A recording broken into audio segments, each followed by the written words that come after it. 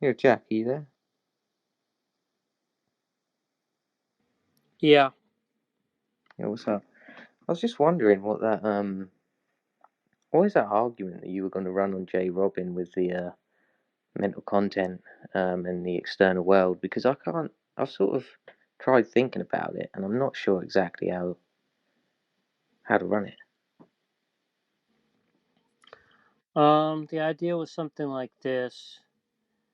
If there could be mental content without a world, then it would be possible for there to be Cartesian skeptical scenarios to be true. So I'm understanding a Cartesian skeptical scenario to be something like you're systematically deceived, or you have mostly mistaken beliefs, something like that. Does that make sense? Right, so it'd be some sort of internalism, if it.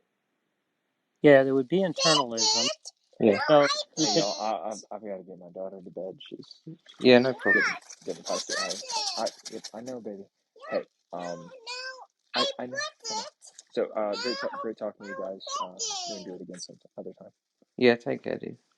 All right. Yeah. Jesus Christ. Yeah, So sorry. yeah,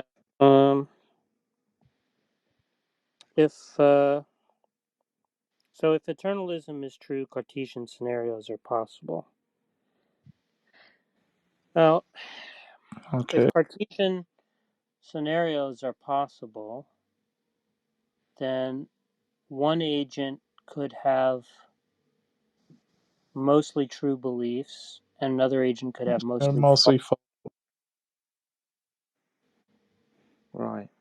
Now, if that's the case, those two agents would be disagreeing, right? They'd have beliefs. They'd have contradictory beliefs, in other words. They disagree with each other about a whole range of propositions, right? Right. Because if I thought it wasn't raining outside and you thought it was raining outside, right, we'd be disagreeing about whether it's raining outside or not. But see, the thing is, disagreement presupposes a background of agreement. So, in other words, if I think that a witch exists and you think that a witch doesn't exist, there are a whole lot of different beliefs we have to share in order for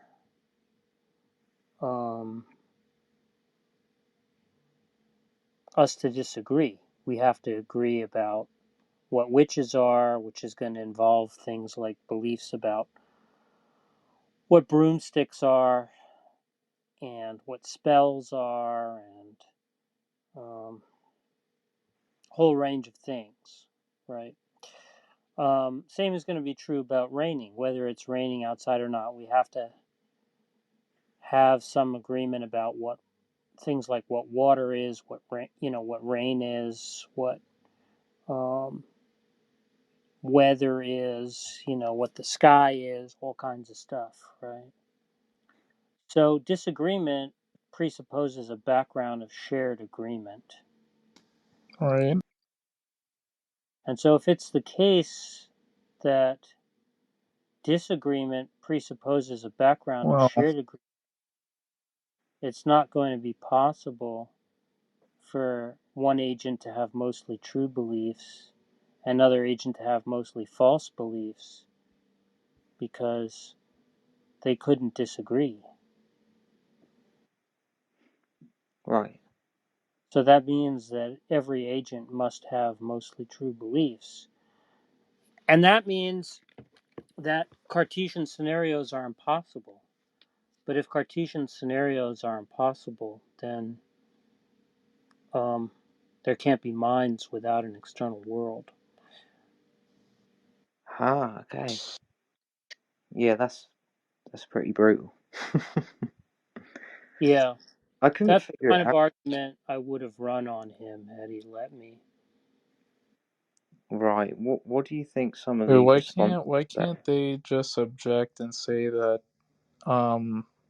yeah, like disagreement presupposes a background of agreement, but we could still radically disagree that what what's meant by which or what's meant by exist doesn't actually refer to anything independent of our minds. Like, why can't they make some semantic internalist objection? I don't know what that really has to do with it. Why not? They're starting from the assumption that somebody could have mostly true beliefs, Okay. right? So, if in fact we disagree, you're saying something is false and I'm saying something is true, right? And if the beliefs that are shared are required are for one as a background for the disagreements that we're having, if one agent has mostly true beliefs, then given that the disagreement is requires shared beliefs, the other agent has to have mostly true beliefs.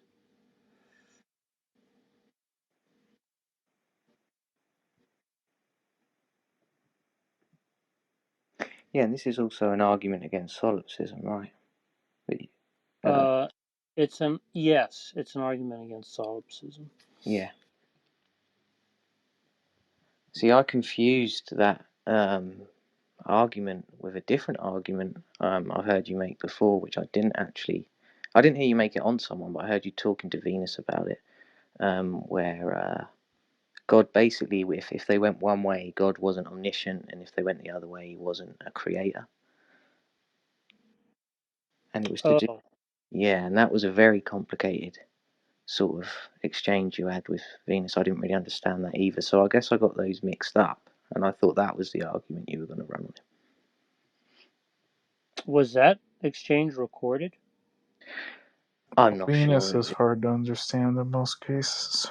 It was a few weeks ago. It was something like if Cartesian scenarios are ruled in, obviously. I think that might have been a debate about skepticism. No, that wasn't. That was when Dog was talking to you about skepticism a month. I thought he said it was Venus. Yeah, Dog and Venus. Oh, I was talking to both of them. Yeah, I'm not sure what it was, but I was That might have definitely been a debate. confused. That might have been a discussion about skepticism because I was trying to object that if God, um,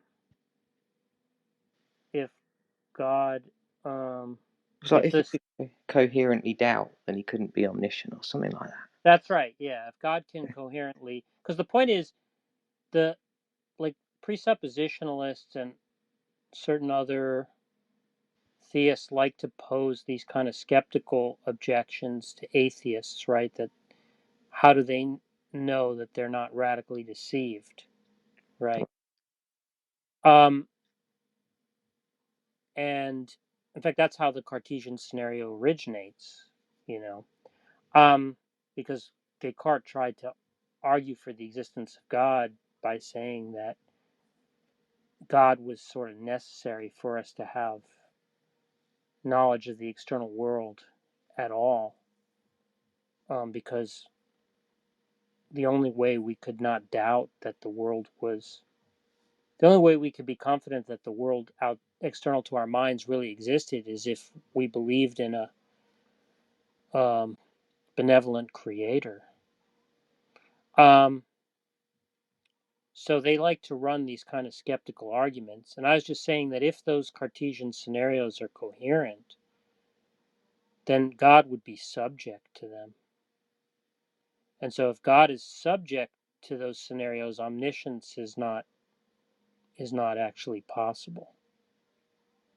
So they could either so the dilemma was probably something like this. That either they um, give up on omniscience, um, but then God doesn't actually solve the problem of global skepticism, right, or Cartesian skepticism, or they concede that the Cartesian scenarios are not coherent, right? In which case they don't have an argument that there's any problem for knowledge on atheism. Right. It's probably something like that, which is related. I mean, those are related issues. Yeah. Yeah, I find them interesting. They're some of the more interesting arguments, I think. So yeah, the background of beliefs that the agents share is required for disagreements, is what you're saying. So you can't have sort of two agents with mostly false beliefs. Is that what it is? That's Maybe. right. Yeah. Yeah. Right. I mean, there's probably a bunch of ways to argue, because it was Josh who said to J. Robin, you know, that a mind requires a world. And so there's probably other ways you can argue that, but I think that's just probably one of the simplest ways you could argue it. Yeah, because when I've been trying to sort of, well, I haven't really run like a full argument because I wasn't sure what it was, so I've just been trying to work it out myself, and I was just taking it that if obviously there's not an external world, so um, but God has this mental content still, then it's gonna commit them to this internalism. So I got that far, and then I was like, well, then surely there's some sort of skepticism that could be entailed by this, and that was how far I got really. Well, that's an interesting point. Yeah, because see, like, if internalism is true, then skepticism is possible, which would defeat omniscience. So that's another way you could run the argument. In fact, yeah, I remember now talking to Venus about that, because I was saying you wouldn't even have to run the whole argument that I ran just now. You could just say, if a mind can exist without a world, Cartesian scenarios are possible. If Cartesian scenarios are possible, omniscience is impossible. Therefore, an omniscient God can't exist. Right. I think I did give that argument as an alternative. So that you may have heard me say something like that. Yeah. But that would only establish that omniscient gods can exist. If you wanted an argument that any god that exists prior to anything else existing couldn't exist, then you'd need the other argument, the first one. Sure. So do you have the first one in like a premise form? No. No. But it would be easy to formalize.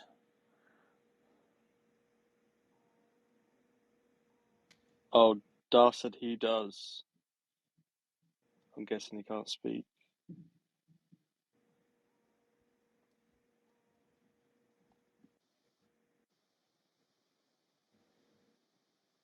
How do you come up with these arguments, or do you Well, not? that argument is not really very original to me. I mean, it's a kind of famous argument in epistemology that Donald Davidson came up with. So I was just sort of adapting it to God, because he didn't originally talk about God. He was just talking about relativism.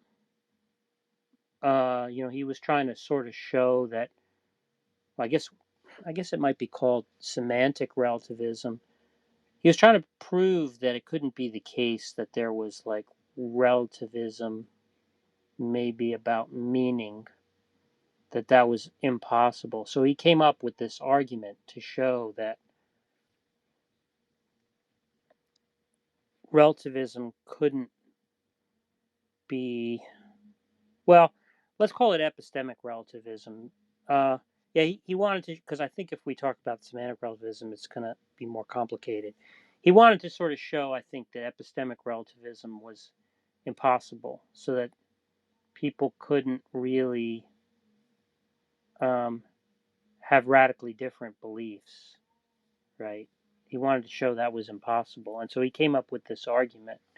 But this argument, which shows that relativism is impossible, also shows that Cartesian skepticism is not coherent, and it can then be adapted to talk about God, because God is potentially in a Cartesian scenario.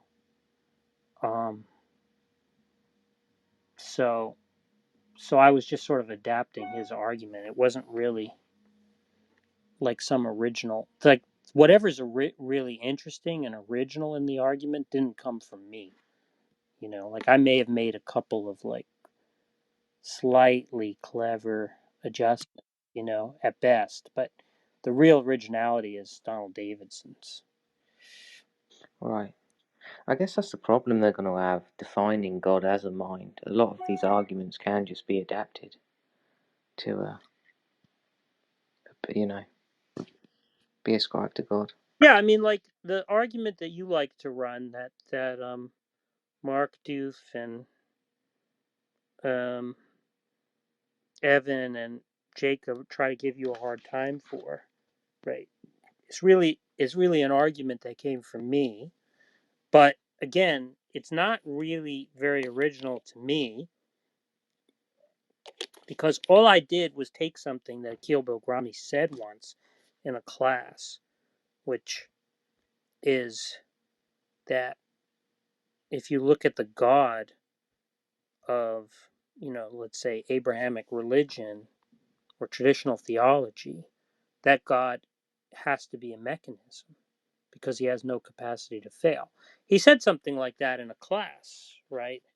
And so it occurred to me, yeah, this is just a straightforward, this can just straightforwardly be turned into an argument against the existence of God, because all I was doing was adapting his arguments in philosophy of mind, which have to do with the normativity of intentionality. And he was the one who talked about normativity, presupposing failure, possibility of failure, and all that stuff. So all the originality in the argument comes from him.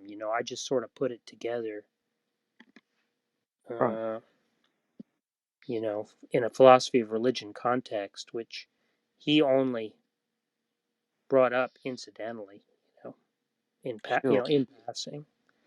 Yeah, I like to as well because obviously the Abrahamic God has the property of being omniscient.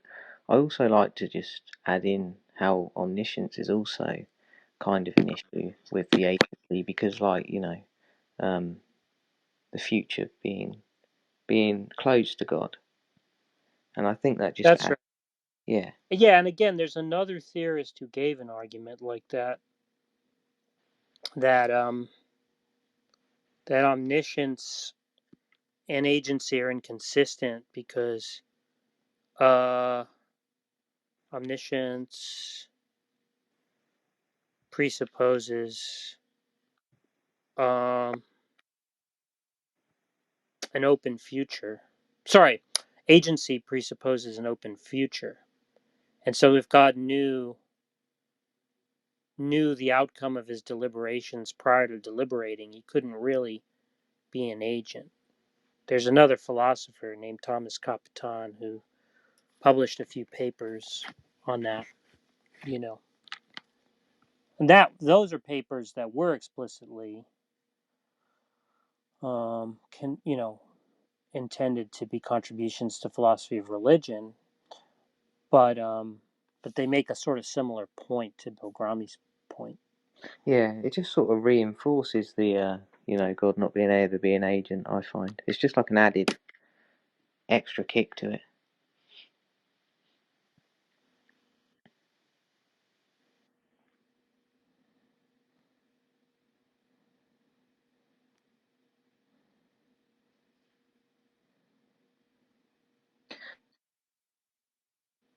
philosophy of mind sort of orientated arguments to be the most interesting.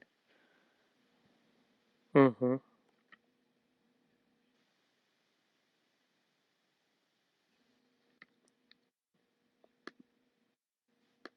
So what's your favourite argument then, Jack, against the Abrahamic God? Do you have one?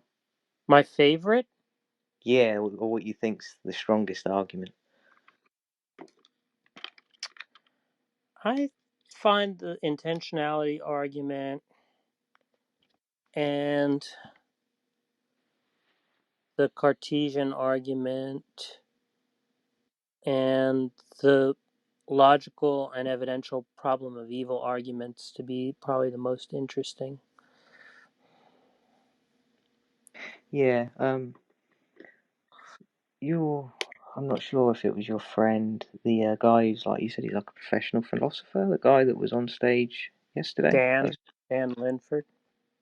Yeah, I found he was sort of putting sort of an argument across almost in a way I haven't really heard before. Sort of, like if an agent sins,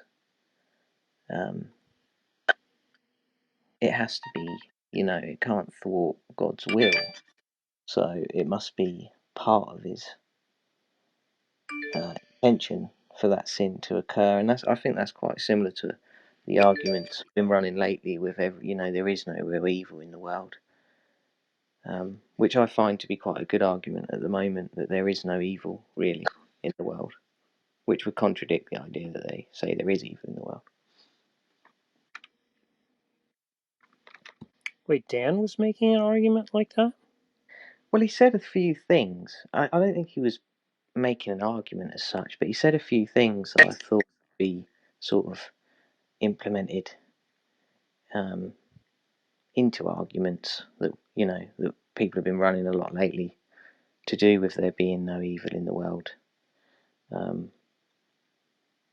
Because a lot of theists are going to say that obviously God's will can't be thwarted, or God's plan can't be thwarted in any way. So then that's just going to surely an entailment of that is that every sin that occurs is in line with God's desires. Because if it's not, and it's not in line with his plan and his goals, then it's going to be thwarting his will, isn't it? That's how I interpret it anyway. Mm-hmm.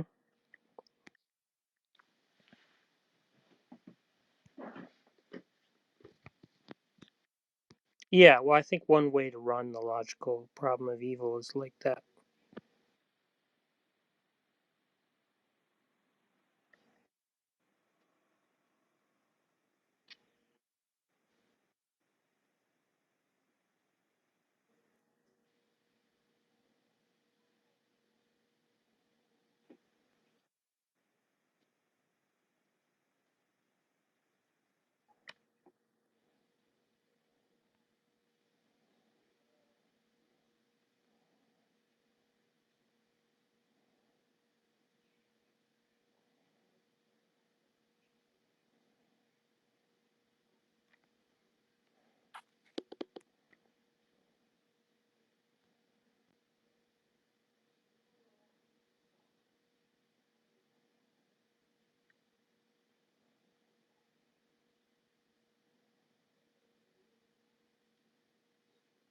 I should probably start learning how to make syllogisms and that, because I just usually run these arguments like freestyle. It's probably a good thing to learn, but I'm not sure it's like. I think Not some necessarily. people think it's more important than maybe it really is. But it's probably helpful. Yeah, I like to, usually if the idea of God comes up, I'll ask them to define God, and as soon as they say it's a mind, I try and run these. I use it as an excuse to run into one of these arguments, these philosophy of mind orientated arguments. I find it's the best battleground. I do like the logical problem of evil. I'm not very good at running like an evidential problem of evil, because I've always thought that they can just sort of sidestep it. But obviously any sidestep they're going to do is commit them to skeptical theism, which I also think is very problematic for them. I've been using that a lot lately. Yeah.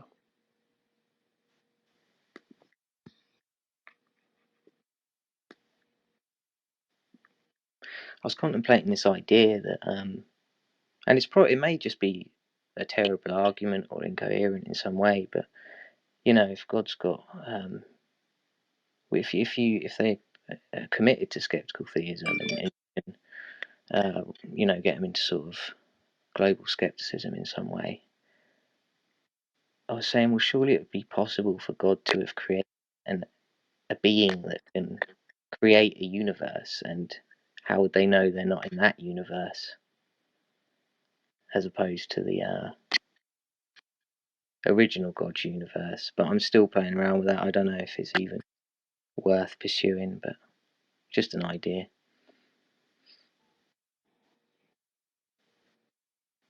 Because I think that'd have a problem for like their theology. Right.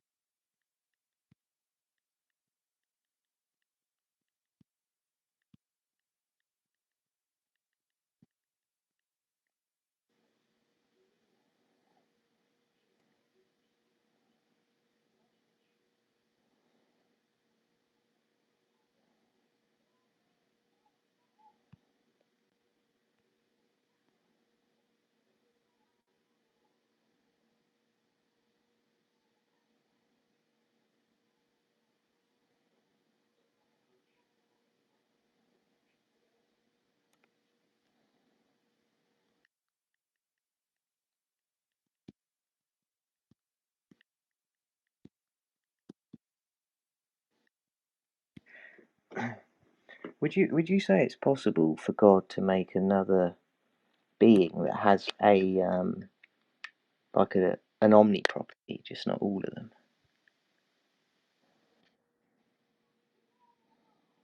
I'm not sure I really think any of the omni properties are coherent.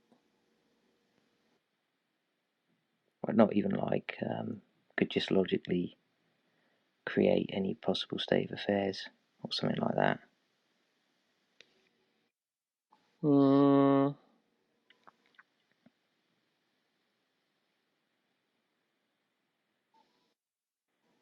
um, I guess basically, could God create a being that had omnipotence, but in some way? I don't think so.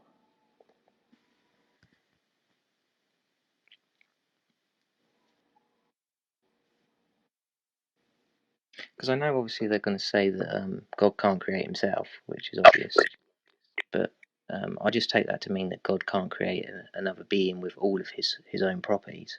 So I just didn't know if it was possible for him to create a being with maybe one of the properties or something.